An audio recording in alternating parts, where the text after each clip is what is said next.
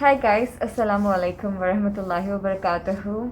I hope you guys are doing amazing. Welcome back to my channel. So if you're new here, hi, my name is Sayyidah Karanissa and I love to make content on Islam, self-help and self-improvement, and at the same time healing and how Islam has helped me to heal, alhamdulillah. So in this video, I wanted to talk about something particularly that I read in one of the books that I was just reading, and I came across this one page and I realized that this literally justifies not just my journey, but I'm sure a lot of people's journeys that, especially are in their teenage or are going through adolescence phase and, feel stuck and feel like the way they feel, the way they behave and sometimes perceive themselves is like really just based on how others treat them.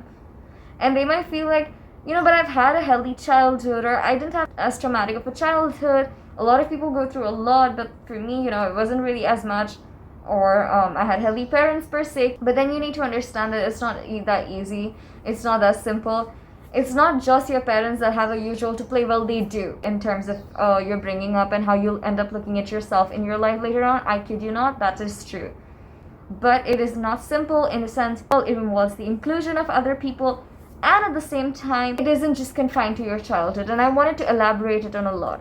So I speak a lot about emotional intelligence. For me, my sensitivity has allowed me to develop emotional intelligence. And we think that it's our terrible experiences that allow us to develop emotional intelligence, and they haven't done any damage. But I read this one paragraph in the book called, let me just grab it.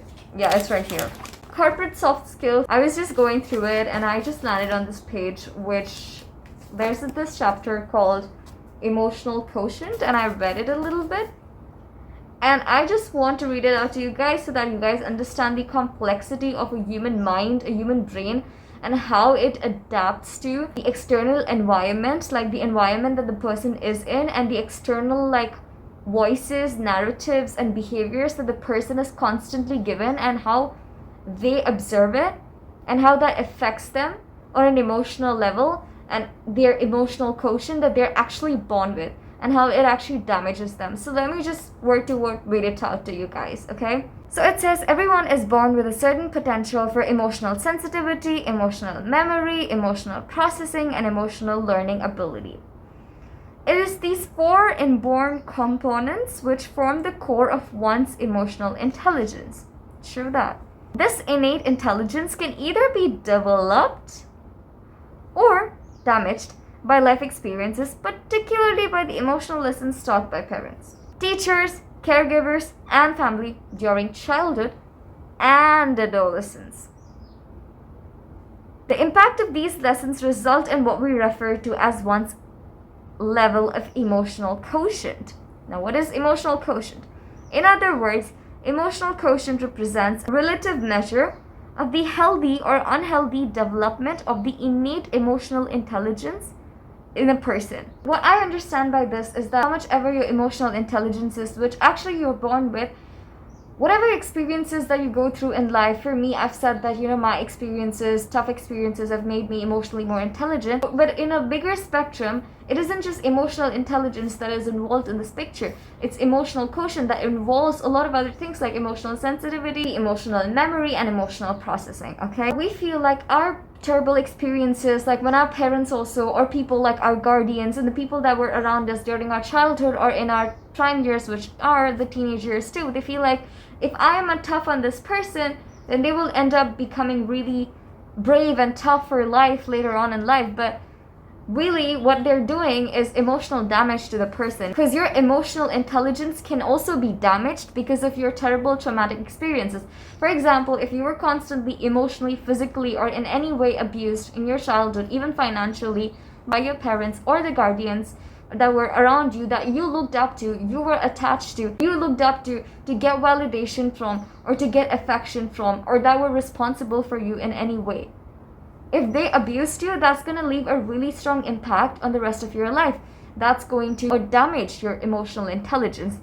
So not a lot of the times are tough experiences actually really glorified. Not a lot of the times do they lead us into becoming more mature. Sometimes it can damage a person's literal emotional quotient. For example, a lot of people that have gone through trauma, they complain that they have a lot of memory loss. Why is it?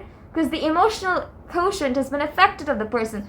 So if, for example, you were put through a roller coaster of emotions, like a turmoil. Any of your parents, for example, thought that, they should love you on conditions, or, one day you had a really peaceful day with them, and the other day there was some drama in the house, there was some yelling in the house, or, one of your parents gets abusive occasionally. This creates an impact in your head that my life is basically chaotic.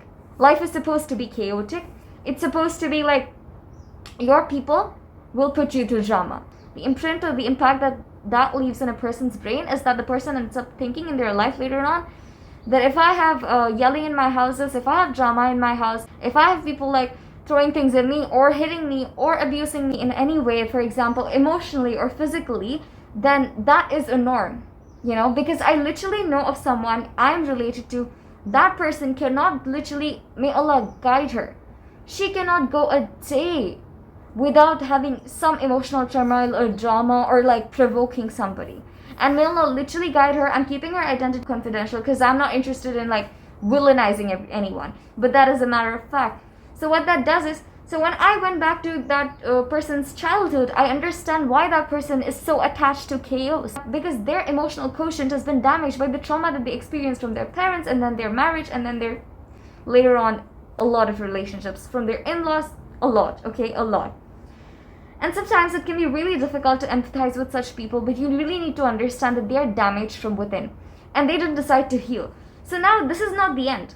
When they say that a person or a guardian's behavior with you, especially in your childhood or in your adolescence, was not very good, it was abusive, it was chaotic, there was one day of peace and another day of full on drama. You constantly had to work hard, go above and beyond your way, move mountains to be getting affection or winning over the hearts of the people that are supposed to provide you unconditional love if you are a child. There's a fine line between being told that, hey, I love you, baby, but you're not supposed to do it, you're not supposed to do that, and smacking that person across their face to make them understand something. That is not going to help them. That is not going to make them tough. I literally had a friend tell me that her father like once hit her in like a store in a public place when she crossed the road to go to the supermarket that he was at, because she was in the vehicle, she was in the car, and she just wanted to go meet that person, okay? So she was really young, she was like 10 or 12. And she went to her father who was in the supermarket, and her father was basically like, you shouldn't cross the road, you shouldn't come to me, but she still ended up going. What he then does is, he stops everything and he looks at her and he's like, how dare you come into the supermarket? And he starts slapping her. And he's just like hitting her. And she's like crying and she's not saying anything. She's just like really numb is what she shares. And then turns out that her father told her later on while apologizing that, this one time I literally crossed the roads the same way when my own father asked me not to do so and he hit me with a belt. You realize how this abuse was literally transformed? Like, he basically trauma dumped on her. He thought that the best way to discipline her was by hitting her at such a young age because he was hit by his father with a belt. That is just so crazy. He had no empathy because he didn't even have empathy for himself. Maybe he wasn't in the position to defend himself when he was being hit by his parent. So then he decided that I should dump it on to my own daughter as well, because I don't know better than that, And that is exactly what I mean to say. When these damaged people, they don't know how to heal themselves. All they know is if they see others' happiness, they want to snatch it away from them, okay? Or they want to abuse a person and put them through chaos and tests and like 10 levels that you need to pass to be able to win somebody's heart and love and affection. They make it seem like such a big deal to be attained. Well, it is something that a child deserves. A mother literally is pregnant for 9 months, endures so much of pain for a kid to take forward the nasl, keep the cycle of the generations going ahead. People being born, ummah, right? And you realize that when a little kid is born, they're literally so innocent. And you have a really huge role in how you behave with that kid. If you want an angel for yourself, you need to create heaven because angels do not live in hell. So if you see a little kid and you feel like they are supposed to be abused or tormented or tortured, they should be put through like a Bollywood movie where there's ups and downs, ups and downs, ups and downs, ups and downs. and then that's where the hero or the heroine gets victory. Not really, that doesn't work. What that only does is that leaves a very strong trauma. So if you don't do what I tell you, I will smack you across the face. Or if you do so much, sacrifice yourself, sacrifice your time, that's when I'll give you my love and affection, and that's when you win my love. Excuse me, even though you have such a huge position in Islam, you cannot make another person feel like you're the only authority that they should look to, you're the only one that they should listen to, and if they don't do that, then they're gonna be punished. You need to deal with them in a sensitive manner. You cannot expect a little kid to behave like a 20-year-old. If you give your kids time and love and affection, trust me, they will go and face the world, and they will realize the reality of the world, maybe the hard way, maybe the easy way, but you shouldn't be the kind of people that when they are at their lowest, they can't even come to you because they know that you're no better than the whole world. You should be their safe space. If you're a guardian of somebody, or if you have even a little bit of responsibility towards a person that is younger or in their teenage, in their adolescence, in your life, you have no idea how much your behavior towards them, if especially they look up to you or they do have some emotion towards you, or if they connect to you, you have no clue how much your time and your affection and your kind words would mean to them. Literally, one of my relatives, she was always kind to me. For the most part, she was like really kind to me when I was younger, and I am not in talking terms with her a lot. Like, we don't talk a lot, but I love and respect her because the way she treated me when I was a kid, when I was weak and vulnerable, I will never forget that. And like now, when I am mature to a level, even if we don't talk, even if I don't understand a few things she does, I still have amazing regards for her and respect just because of how she treated me in my childhood. I still find it difficult to forgive and forget the people that caused me trauma in my childhood. I have picture clear memories of it, and I myself is a witness of having been put through similar things in my childhood. As a byproduct, I do have a lot of things that I'm still trying to heal, and I am a work in progress and a work of art at the same time, is what I believe. A lot of people use your traumas against you. Like, if I'm vulnerable on the internet about my issues that I'm going through, people are like, oh, but you know, you're already like traumatized, so like whatever.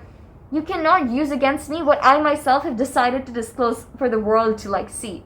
Not a lot of times is it that pain is what makes you tough. When you get abuse in the form of love, later on the choices that you go on to make in life are also similar to what you got in your childhood, because we are attached to whatever we saw and experienced in our childhood. And so what you start looking for is like in your future friendships or in your like partner, whatever, chaos, because that's what you've been given in your childhood, right? And it's difficult to get over that and to reverse that entire thing and to try to heal from that. So the thing is that why do you have to literally heal and put in so much of work when there are some people that can just be human and not cause any damage to a child or to a teenager that's still developing? As I started entering my adolescence and my teenage, I actually became more sensitive to people's opinions of me. I actually started being more concerned about being perceived by other people. When you're a teenager, you're still developing who you are. I still am, yeah? And in my early teenage years, I used to constantly like let anyone and everyone come into my life and say whatever they wanted. And that again had a really huge impact on the way I behaved later on in my life. Then what that made me do is now I'm so hyper vigilant that I am like, I've created a walls and know that nobody can enter those walls without my permission, yeah?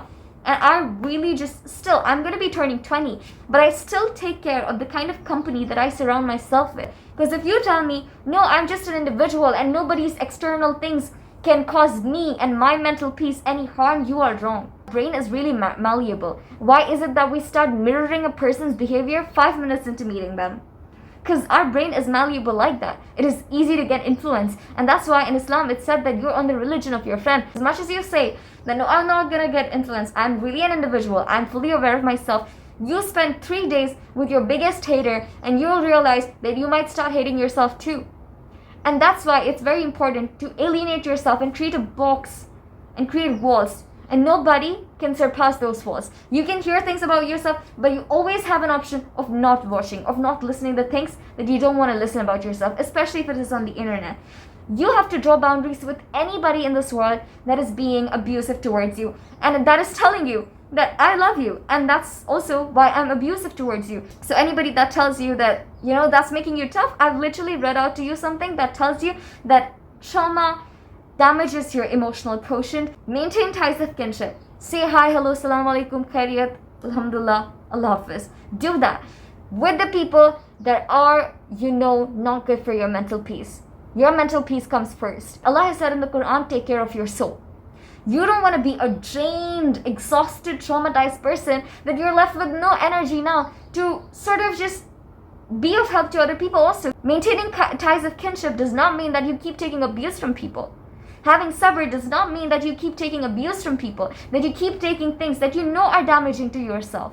Self-love means that I will go to any extent to protect myself from abuse, to protect myself from inconsistency, to protect myself from whatever makes my nervous system get hyper and doesn't calm it. Especially when it comes to your inner circle, after you've drawn those walls, you're supposed to literally examine somebody before you let them into your life. You might tell me that if you go to a job or something and you have your employees that you socialize with, and you're probably looking for a buddy or somebody that you can talk to while you're at job, just if anything, lunch, you want to sit with them, yeah? Even that friend, you have to really just make sure is good for your mental peace. Because already we're all are just going through a lot, guys. There's so much that's just keeping us tense. We don't want toxic people that either ignite your trauma, trigger your trauma, and sort of just remind you of the abuse that you went through, or have a hand in forming or molding your self-perception. It's shaitan. What is his biggest thing? That if I am thrown in hell, if I'm going to be going to hell, these humans should also go to hell. So like the same way, if you have somebody that's constantly like trying to abuse you, hurt you, snatch your happiness away from you, draw your line. Make sure you make your boundaries very clear. Your energy is sacred. Do not let everybody have access to it. A lot of the times we don't have a control as children over the kind of people that we want to surround ourselves with. We don't even have as much intellect, and that's why in your younger years, your intellect, your emotional quotient, your brain is very easy to either be developed or damaged. And that's why I believe that the school systems must have a completely different sort of a curriculum where they should just teach the kids how to be brave. Because you know what? Even in my school life, I had one of the most terrible experiences with my teachers. They were so strict. They would scold me, they would insult me in front of the class when I wouldn't do my homework. I would just be numb and I would sit down, like in my 4th and 5th grades, right? They all just wanted to discipline you into being scared so that you go later into a job and obey to your boss and submit to them in a scary manner. That's what they teach you, to be a part of the matrix, But school systems should literally, till the kids turn 5 to 6 years old, the curriculums should be shifted completely to teaching them how to conquer fear, how to say no, how to draw boundaries, to teaching them their innate value as a human. Younger years are so important for a person. I went through times where I just couldn't control what I was going through, and that led an impact on me emotionally that I'm healing, and inshallah I will. Anybody that tells me, no, you're traumatized, I know your reality better than you know it, that is my observation. Just be happy with your observation, because you know what? I know myself and I've lived myself for the longest. And I know and I have enough tawakkul and faith in my Allah subhanahu wa ta'ala that He will make me heal from everything I went through. So you can have fun by trying to expose me, by trying to be like, no, you're just traumatized and you're going to be traumatized. Let us see, inshallah. When somebody accuses me or something, or when somebody puts allegations on me, or when somebody just tries to point out things at me and tell me how I am wrong and just tell me that what all is wrong with me, I get excited genuinely to see what Allah has to bless me with. Because every time somebody has ever pointed a finger towards me, Allah has blessed me. I literally I used to get comments on my Instagram that your YouTube channel has no views. And that time I got a little upset and I was crying to Allah that, that's what they said, because I was literally getting really less views. But I was, alhamdulillah. A few days later, alhamdulillah, I started getting views with the sabr. I had a lot of people that tell me that your reactions are completely invalid, we hate you, this and that, falana. And later on, Allah started showing to me and showing to them also just how everything I was saying was genuine, We call it karma. Allah Ta'ala literally, when you shut up, when you keep quiet, He takes control of everything. So anybody that tells you anything, keep quiet. If you want to be benefited and advantaged, keep quiet. Allah loves it when you keep quiet, and He loves to take things in His control. I promise you that. Wallahi. That's, what can I say after wallahi? Okay guys, that's all I wanted to say for this video. Jazakallahu khairan for watching this video. I love you guys for the sake of Allah, my brothers and sisters. I swear to God, I'm so grateful for your contribution, for your subscriptions on my YouTube channel. May Allah bless each and every one of you in abundance. Ameen Ya Rabbal Alameen. Make sure you do a lot of zikr in these last 10 nights of the holy month of Ramadan, and remember me. Do remember me in your prayers, and I'll meet you guys in my next video. Until next time, Allah Hafiz, fi aman Allah.